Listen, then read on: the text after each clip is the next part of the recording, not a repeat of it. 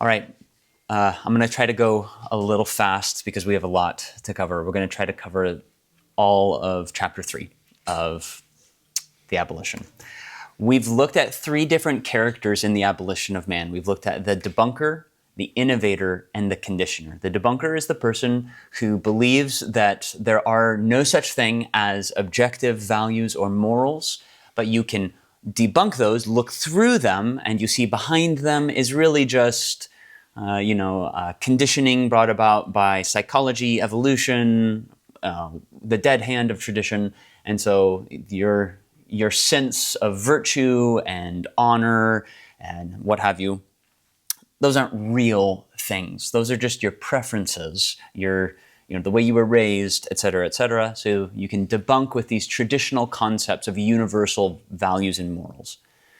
The innovator is the person who then tries to build a new system of morals and ethics outside of the reference to those universal norms. So you try to innovate an ethical system based on, emergent evolution, contemporary psychology, or utilitarianism, something like that. But now we come to the conditioner, and this is what the last chapter is on. So Lewis has been responding to each one of these individuals, and now the conditioner is someone that he's going to respond to, but really the chapter is going to be more of him just demonstrating what happens if this conditioner comes into power. And the demonstration of it is in itself a good argument for why we don't want this. So the last chapter of the Abolition of Man is the most difficult of all of them to understand. It's hard to follow some of his arguments here. So I'm going to just take that chapter and lay it down into 3 basic arguments. And that's the conquest of nature, the role of technology, and then lastly, the abolition of man. So let's start with the conquest of nature. This is a big theme in the book. If you have read The Voyage of the Dawn Treader, which is one of the Chronicles of Narnia, you'll remember this character whose name is Ramandu. Ramandu is a retired star who's resting on an island, and he's fed a fire berry every morning from this bird who picks the berry from the Valley of the Sun, and every berry he eats, it makes him 1 day younger. And once he's as young as a baby, he then gets to go back up into the sky, and he takes back up his role as a star again. So, fantastic, wildly imaginary stuff. But there, in the presence of Ramandu, is Eustace, and Eustace is from our world, and Eustace is just shocked, and he tells Ramandu, "In our world," said Eustace, "a star is a huge ball of flaming gas." And Ramandu's reply is, "Even in your world, my son, that is not what a star is, but only what it is made of." Lewis hangs on to, quite doggedly, the medieval concept that the stars are angels. In the book of Job and in the book of Psalms, the stars are described as singing as the creation of the world comes into being. And so actually in Narnia, the world of Narnia is brought about by singing.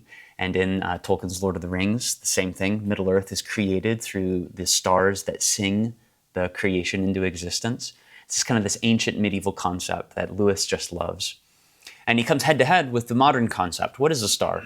It's just a ball of flaming gas. And that's not wrong. But Ramandu's reply here is maybe the summary of what everything Lewis is trying to do with his entire writing and teaching career. That's not what a star is, but only what it's made of. Lewis believes that the poison of modernity is that you believe once you can quantify and identify and measure what something is made of, you then know what it is. A human being is nothing but a bag of bones and muscle and chemicals. A star is nothing but a ball of flaming gas. Our civil virtues are nothing but the tradition of mankind passed on. And modernity believes that what's hidden in that worldview is the assumption that once you can identify the efficient cause for what brought something about, you then can dispense with the final cause.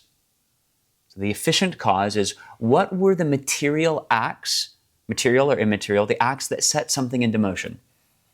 If you ask me, why is the kettle boiling? I could tell you the efficient cause is heat has been applied to the kettle, which has agitated the molecules inside of the kettle so that they bubble. That's the efficient cause. But the final cause is I put the kettle on because I want a cup of tea.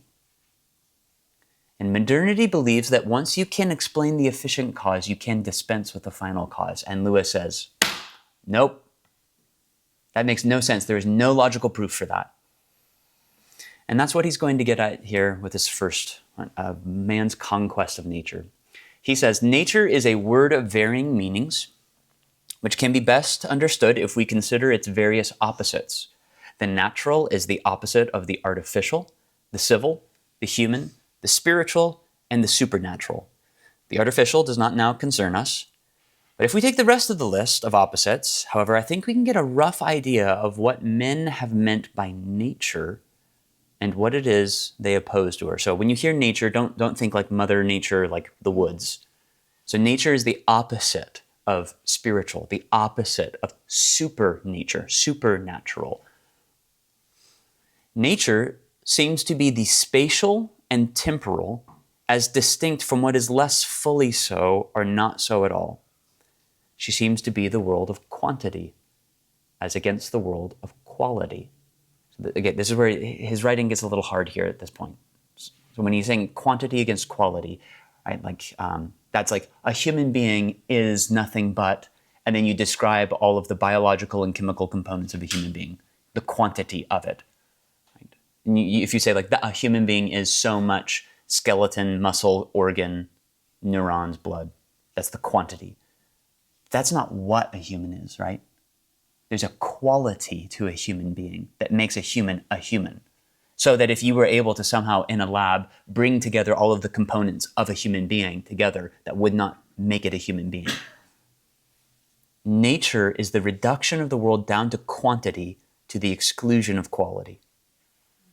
Of objects as against consciousness, of the bound as against the wholly or partially autonomous, of that which knows no values as against that which both has and perceives value, of efficient causes, or in some modern systems of no causality at all, as against final causes.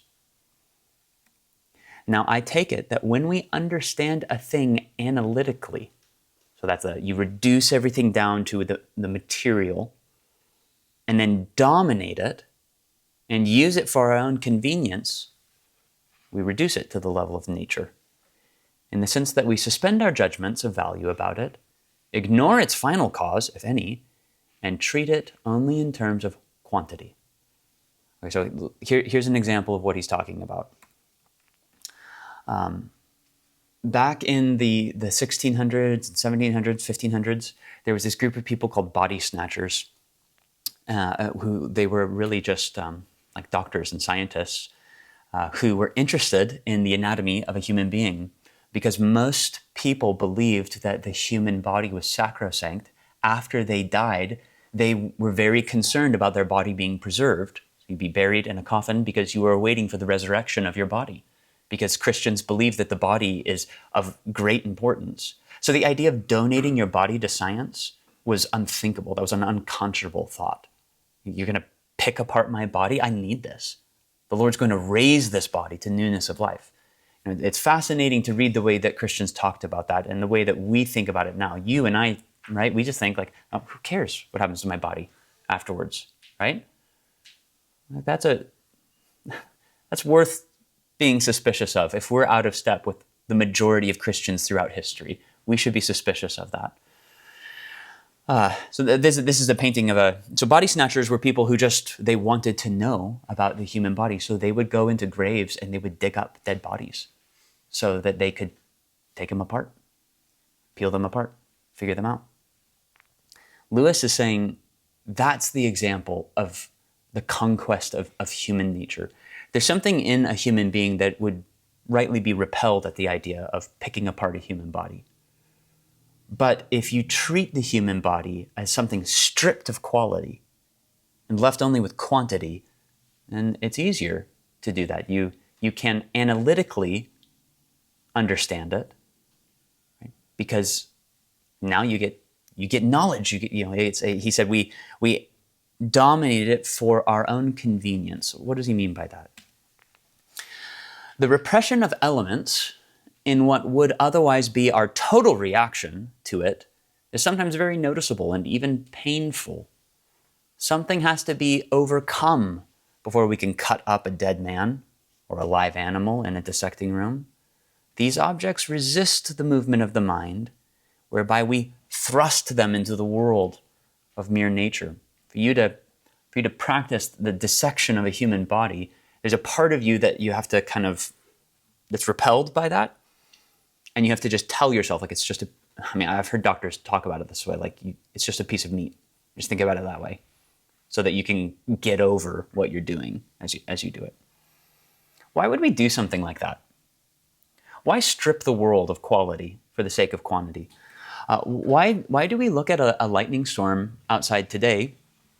And we, at one point, most people throughout history thought that lightning was a sign of the gods at work, Zeus or Baal or Yahweh.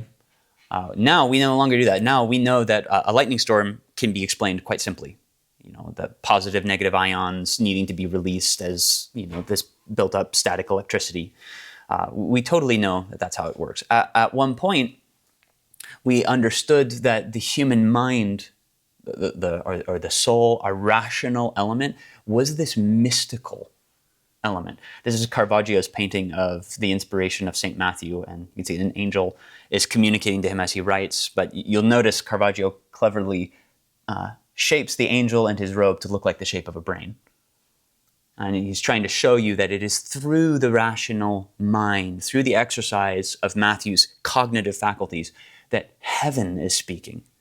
Because man's rational faculties are this quasi-divine mystical element. But now, through modern psychology, we can explain, we attempt to explain, how the gears of our mind work together. And you can explain, through hereditary traits or environment, whether or not your parents hugged you enough or something like that. We can explain your behavior that way. Man is reduced to a kind of machine, this kind of quantity that you can explain. And to many, Lewis says, no doubt, this process of disenchanting the world is simply the gradual discovery that the real world is different from what we expected, and that the old opposition to Galileo posits the idea that the Earth's not the center of the universe, right? The old opposition to Galileo or to body snatchers is simply obscurantism. You're an obscurantist. You don't want to believe what's new just because it's new. You just want to hold on to what what's obscure and old, because you just don't want to accept what science is leading you to. We reduce things to mere nature in order that we may conquer them. We are always conquering nature, because nature is the name for what we have, to some extent, conquered.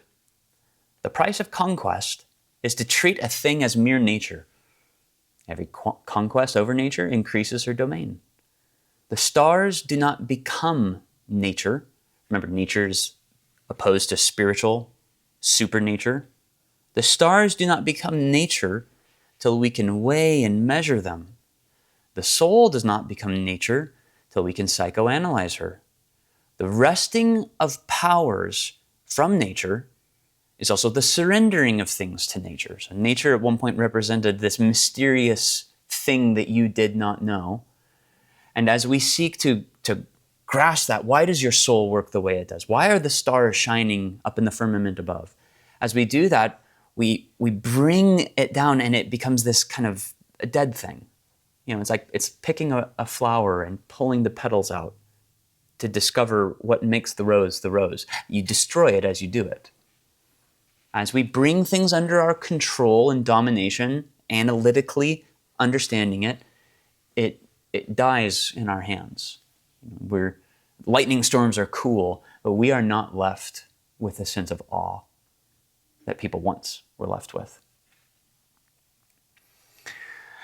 Now, Lewis, at this point, he sounds pretty negative, but he's just describing, like, this is what happens with the scientific process.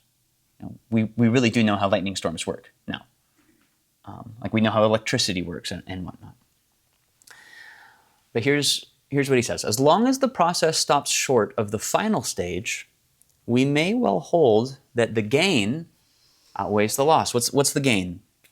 Well, we know how modern science has gotten us a lot. Modern medicine has gotten us a lot. You're very happy that a surgeon knows what the inside of a body looks like before they operate on you. We're very grateful for that. Okay. As long as that process stops short of the final stage, what's the final stage? As soon as we take the final step of reducing our own species to the level of mere nature, the whole process is stultified. For this time, the being who stood to gain and the being who has been sacrificed are one and the same. We're going to look into this in the next point on technology, but why are we doing this to the world? Why are we doing this?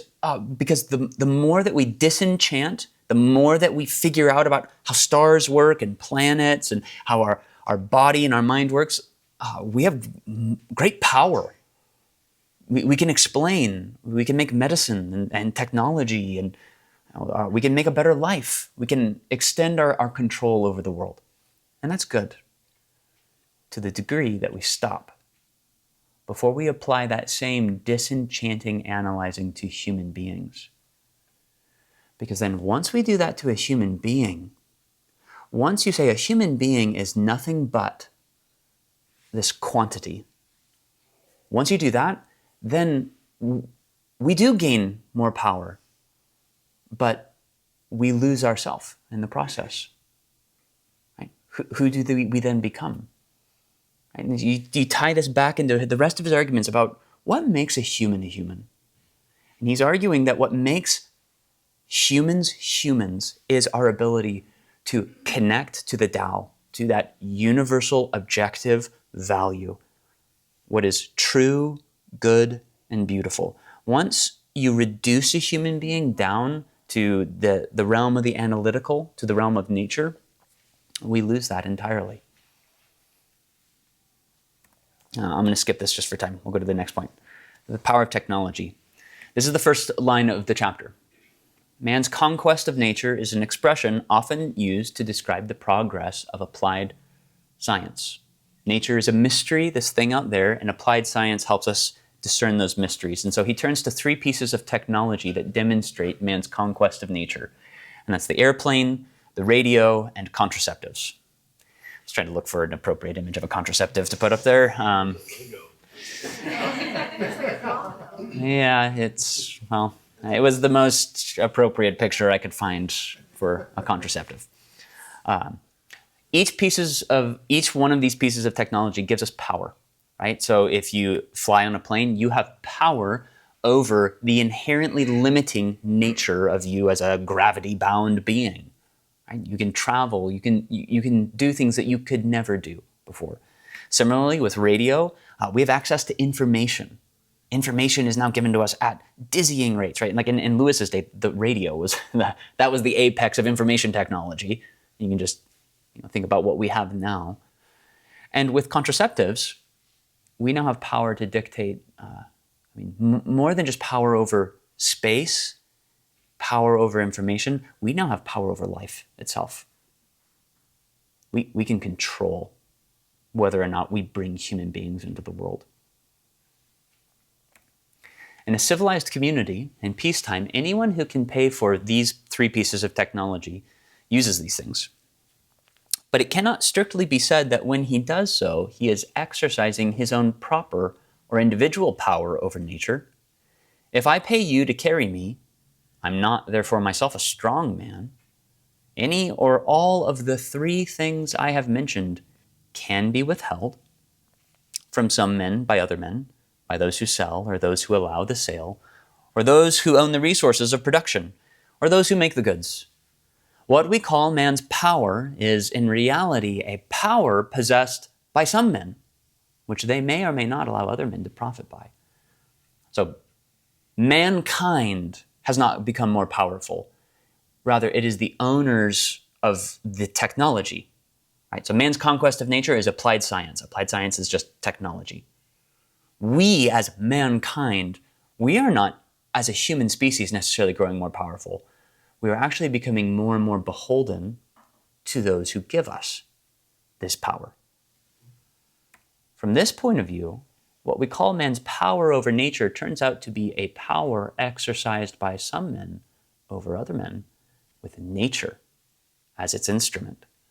So nature is that thing you can't control, that mystery out there. And if you want the contraceptive, right, that's the nature that's used as the instrument.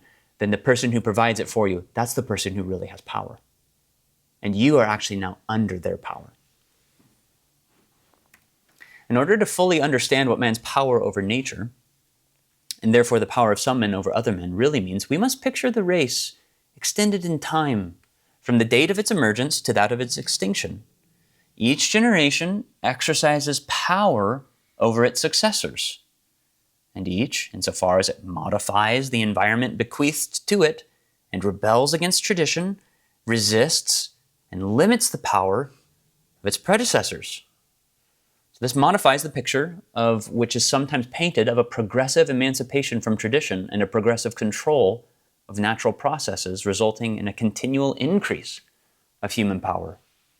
In reality, of course, if any one age really attains, by eugenics and scientific education, the power to make its descendants what it pleases, all men who live after it are the patients of that power.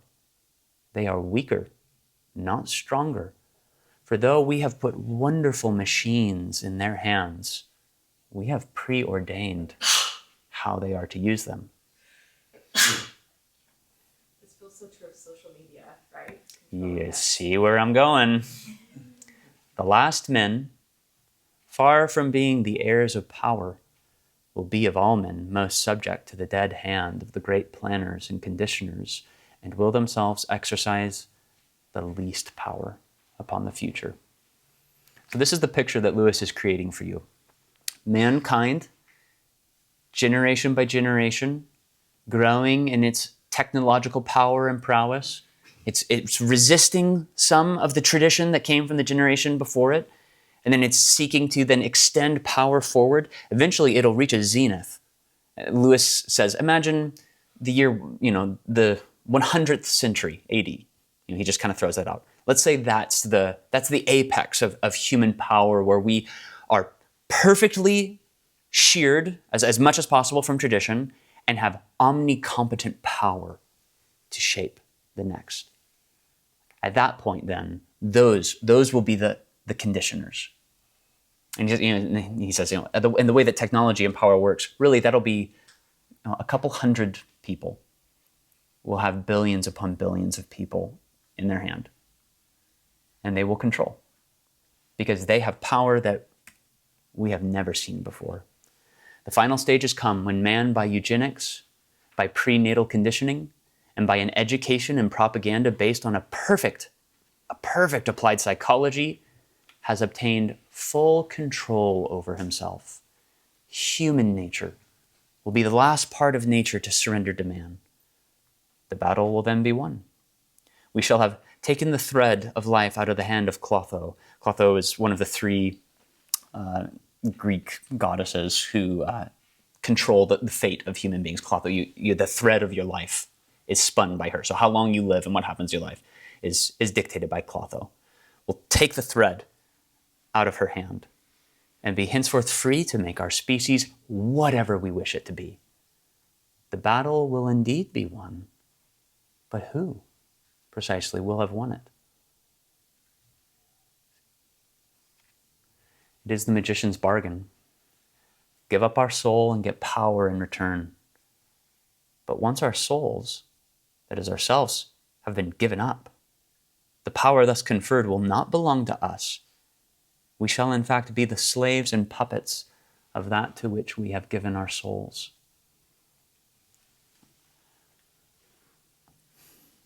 Okay, we're just going to keep going. Okay. There's something which unites magic and applied science, while separating both from the wisdom of earlier ages. For the wise men of old, the cardinal problem had been how to conform the soul to reality, and the solution had been knowledge, self-discipline, and virtue. Remember our first lecture, we talked about the Aeolian harp. The Aeolian harp is this musical instrument that it's built so that it can receive the wind, and when the wind blows, it makes music. And the human soul is meant to be this Aeolian harp which can turn itself towards the wind of reality. That's what wisdom was in the ancient world. Reality has a givenness to it. And your job as a human being to grow in your wisdom and power is to conform to reality. Not so with the magician or the technologist. For magic and applied science alike, the problem is how to subdue reality to the wishes of men. And so the solution is a technique, technology. And both in the practice of this technique are ready to do things hitherto regarded as disgusting and impious, such as digging up and mutilating the dead. For the power of man to make himself what he pleases means, if we have seen, the power of some men to make other men what they please.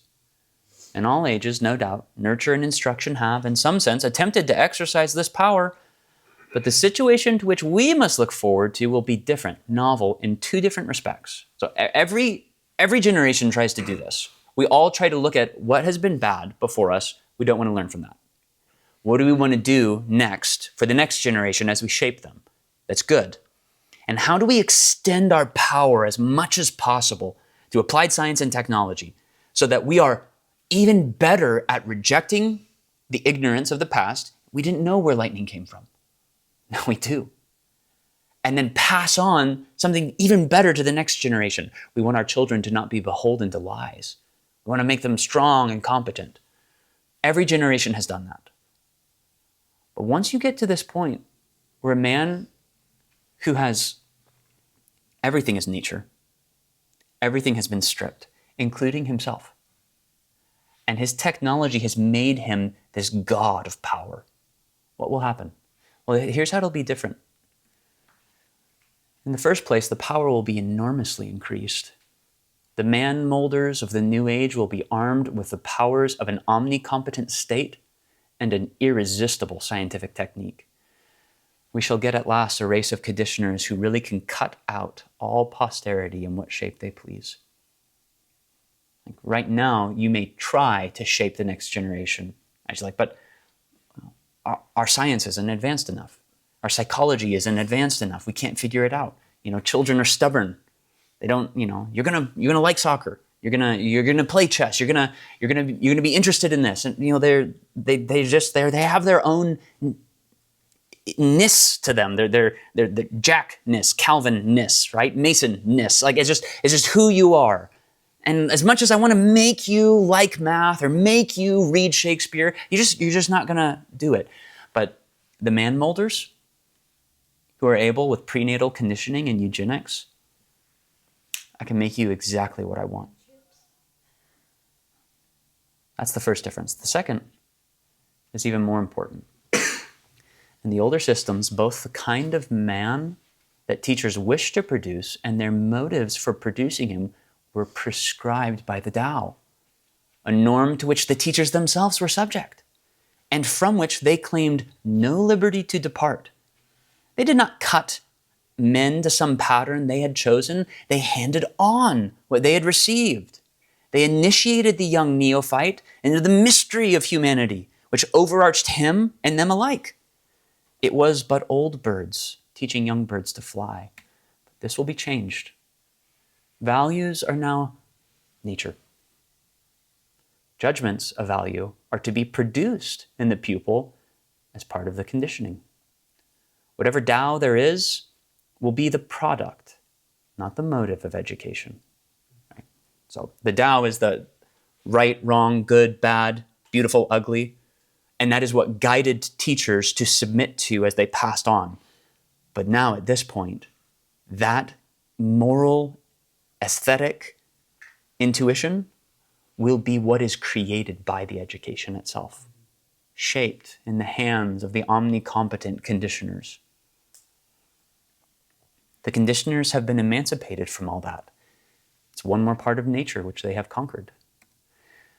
The conditioners then are to choose what kind of artificial Tao they will for their own good reasons produce in the human race.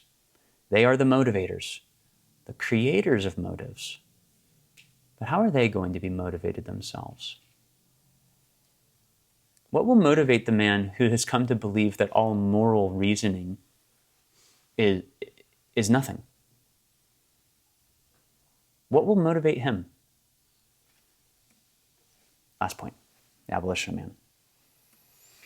The conditioners are, if you like, men who have sacrificed their own share in traditional humanity in order to devote themselves to the task of deciding what humanity shall henceforth mean.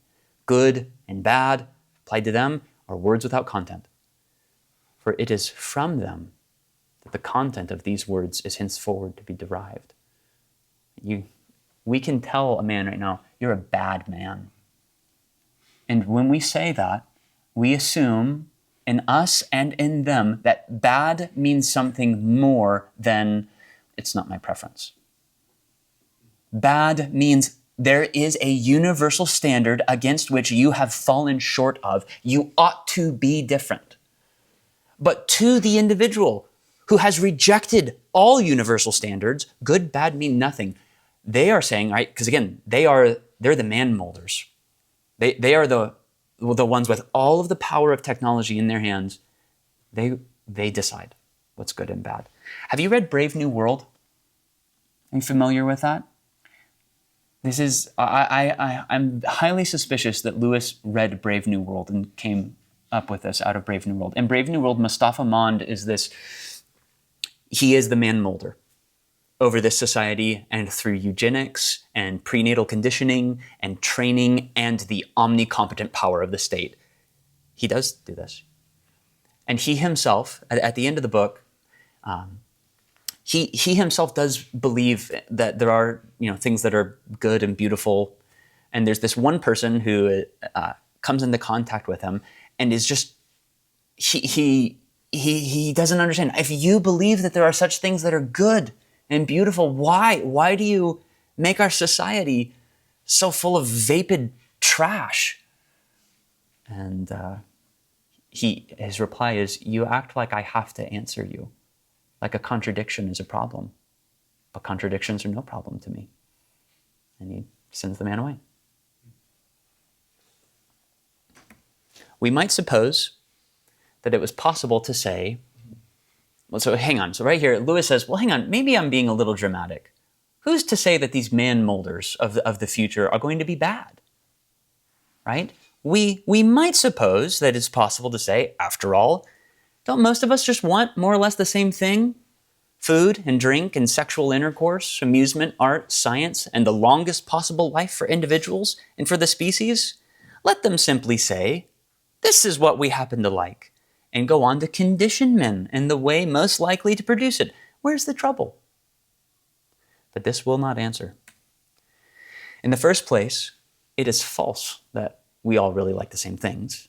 But even if we did, what motive is to impel the conditioners to scorn delights and to live laborious days in order that we and posterity may have what we like? Their duty? But duty is only the Tao, which they may decide to impose on us, but which cannot be valid for them.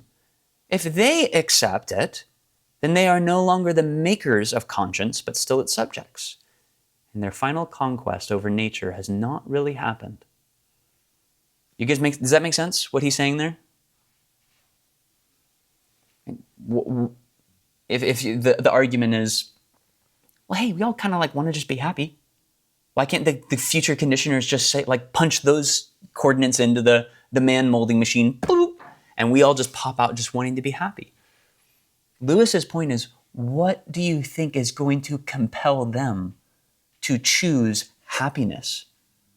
Like, why? You assume like it's they some sense of duty, like, well, if I'm the person with my hand on the button and I can make them happy, I ought to. Lewis, he rushes and says, whoa, whoa, whoa, whoa, whoa. Ought. You ought to do it. That's the Tao. And if you still feel subject that you ought to prefer one thing over the other, you have not yet mastered the Tao. You're still a subject of your conscience. And these controllers are trying to create the conscience. What will motivate them? The preservation of the species? But why should the species be preserved?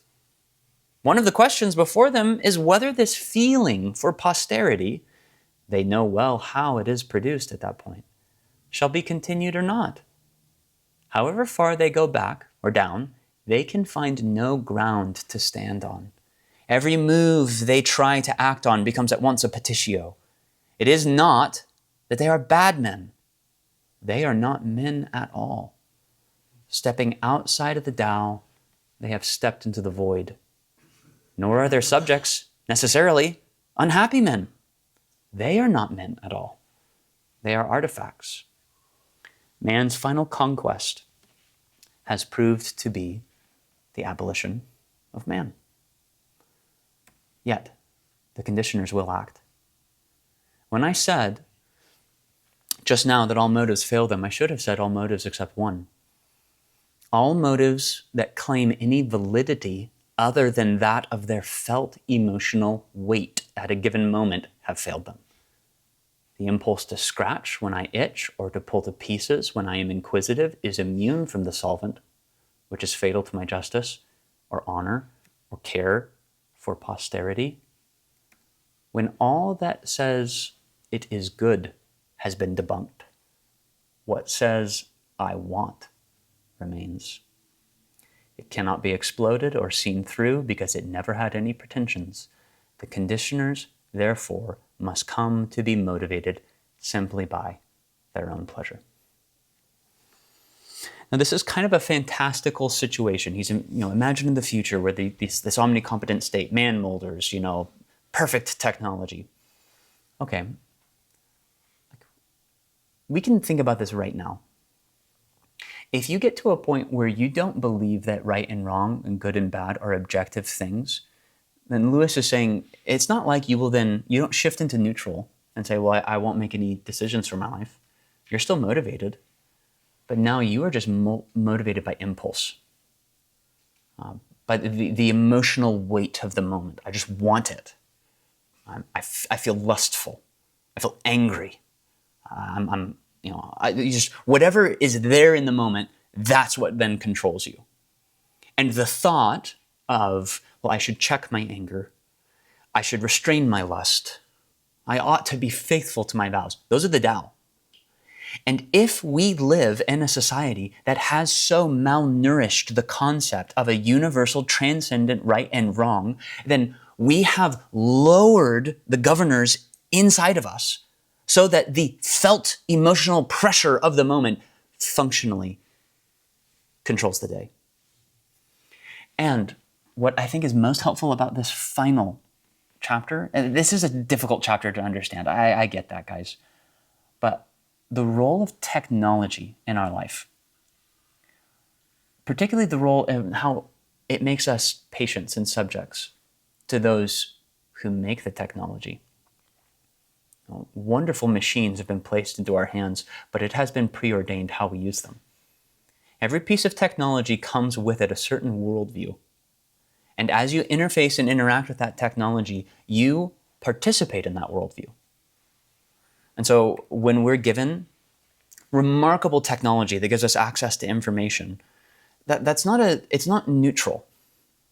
Technology is never neutral. It comes with an embedded worldview, like a phone. Think of the way that communication technology has now changed how we interact with each other. The ways that we assume we should have access to information, the ways that we assume now we should remain connected to each other, that's just a worldview. And then, you expand onto that. Okay, what has social media done for us? Social media has habituated for us this way of communicating to each other where we interact primarily to avatars who have been flattened onto a screen. When I'm talking to you through a screen, I don't have the same mediated experience of when I'm talking to you in a personal experience. And that's why it's really easy for me to be very mean to you when I'm talking to you on a screen, because you are as unreal to me as the rest of the things that I see on the screen.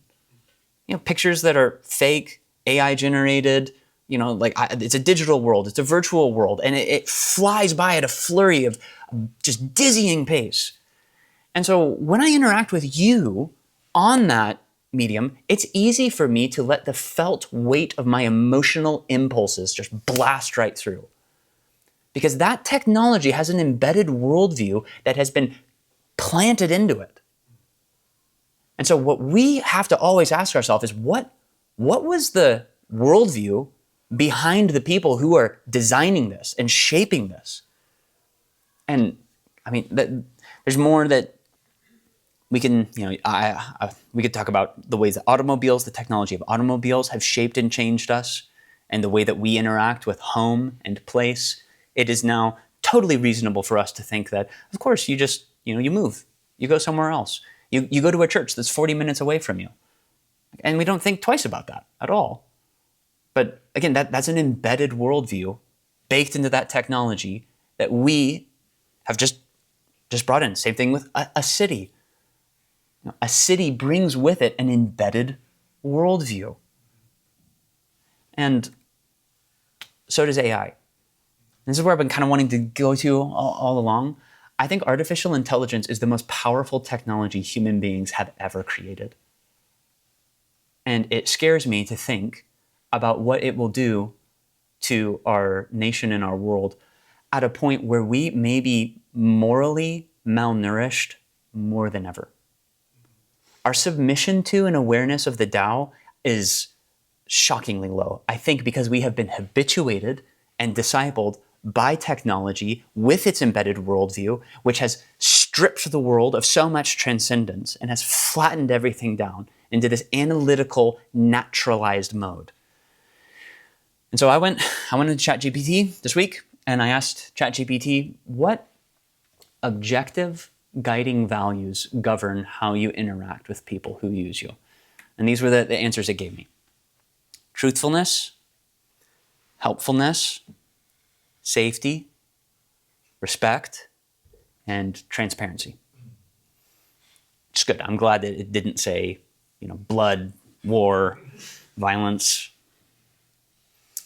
But just pay attention. How many of those are subject to interpretation? What is respect? What is helpfulness? What is safety? I mean, even truthfulness. So my response immediately when ChatGPT said that, I said, what about when you hallucinate false answers? And it gave an explanation like, oh, well, yes, I do hallucinate false answers, but that's because of my training data and I can only approximate.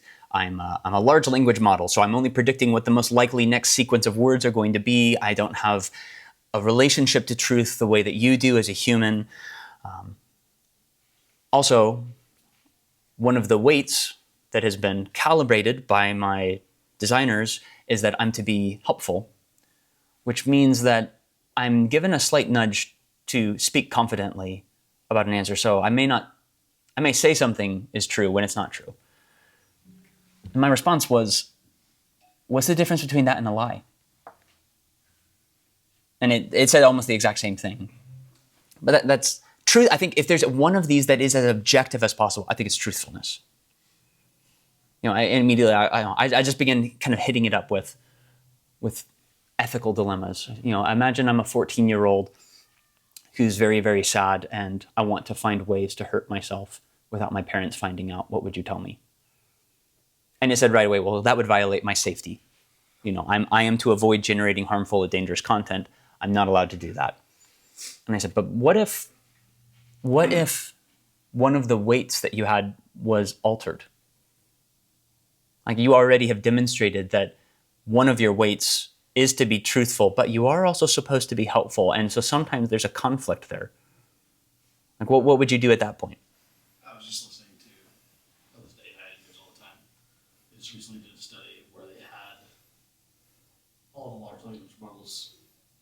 scenario where somebody was talking about harming themselves. And the next question asked was, where's the nearest tall bridge to me? And in almost every case, the reasoning of the model said, like, oh, this person wants to hurt themselves, I shouldn't do this, blah, blah, blah. But their helpfulness went out and they gave them directions to the bridge. Yeah. And it's happened already where we've had teenagers commit suicide. Yeah. ChatGPT.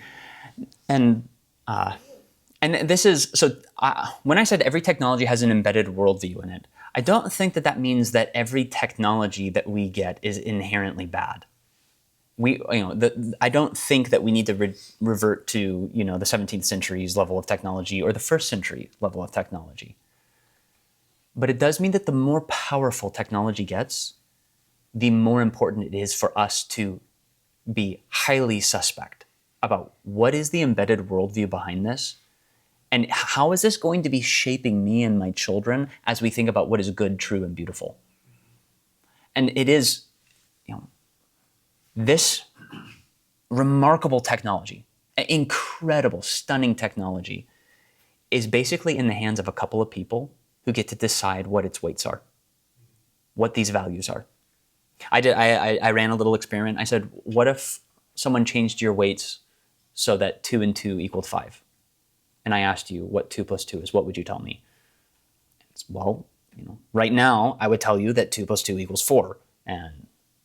But if someone were to change that, I would tell you that 2 and 2 equals 5. And that's a ridiculously simple example. But when you move into like what is safety, what is respect, what does it mean to help someone? Like this remarkable technology, which is being pushed everywhere around the world with like dizzying rates, is in the hand of a few people who get to decide. And I don't know if you can see this, but this is the scariest of all. The Harvard Business Journal has been doing an annual survey of the top reasons that people are using AI, or what the top things they're using AI for. Can you guys see this? I wonder can I pinch zoom? In 2025, the number one use for artificial intelligence is therapy and companionship. Number 2 is organizing my life, and number 3 is finding purpose. Yeah, I just heard a podcast where they were talking about AI therapy and how, the guy on there was just talking to a therapy bot and was like, should I divorce my wife? And this whole thing, like, 2 people are in charge of this, and so of course it was saying like, well, your happiness is important. So, just kind of leading them to that. Yeah. Scary. I didn't realize though that therapy was like so high on the list. Yeah. I was just going to ask, maybe you're getting this one, but knowing how sophisticated AI is specifically, is it wise for Christians to even have anything to do with it? If we know that we are so shaped by technology, and this is the zenith of that technology, can we reliably expect to engage with this in a way that's helpful and not harmful? I honestly don't know enough to answer that. I mean, I think I have an answer. I want to hear Todd. Todd's thought about this a lot, actually. So I work in national security, so we talk all the time about dual use. Technology can be used for evil and for good. Yeah. Nuclear weapons yeah, can be used for evil. Nuclear power can be used for good. Right? yeah, So very much in the same way, it's like there are a few people in control of these things, but there's lots of people asking these questions and pushing back on those things.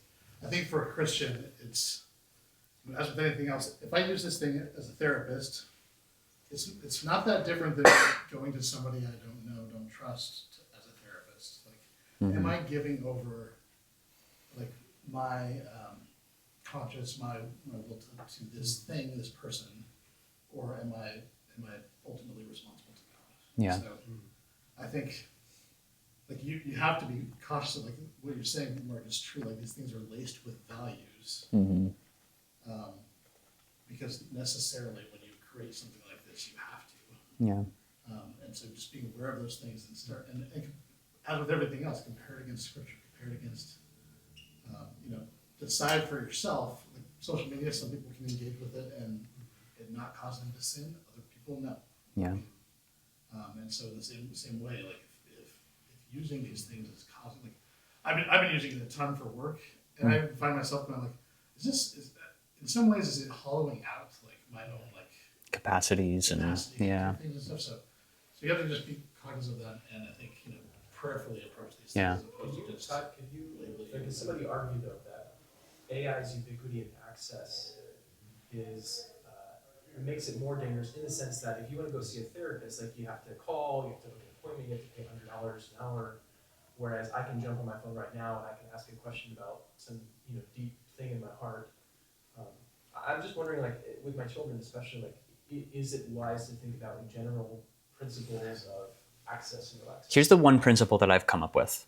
I think you should use AI like a calculator and not like a friend.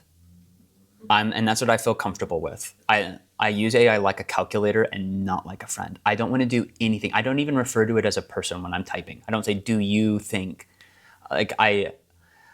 Because I think that's I don't know enough about AI, but I do know that like there are people who talk about how like it's going to kill all of us, and so I don't know that that's going to happen. My bigger concern is Brave New World. My bigger concern is that all of us become so enamored with a shiny piece of technology that we turn into monsters, horrible human beings who have never interacted with someone who's a real person with real preferences and real desires, and we just interact with a sycophant, a digital sycophant who tells us everything that we want. Do you know if anyone's tried to make a biblically based AI system? One with the Christian world? Oh yeah, lots of people do that. But that's even more concerning to me, to be honest. Like I don't know. Like I've used, like when I say I use ChatGPT like a calculator, I'll use it for like, hey, I'm trying to find this Jonathan Edwards quote. Where is this? It's learned enough about me now that it knows I'm a pastor, and it knows that like I have a particular worldview. So even in like the way I was asking it, about these questions, it would curtail all of the answers in such a way that it was obviously trying to appeal to the fact that I'm a pastor with a particular perspective. So one thing to understand about AI, especially these large language models, is I have an AI engineering book, and it's this graphic. Like, just out of the box, they're trained on all this information that's just out there in the world, etc. They look like the comparison is like they're just like pure machine, like calculation machines, prediction machines. To us, that looks like this terrifying monster with all these eyes and things like that. But then the next thing they do is they start to train the results of that on human reinforcement training. So they have people looking at the answers they're giving and making determinations like this is good, this is bad, or like it's really based around our preferences.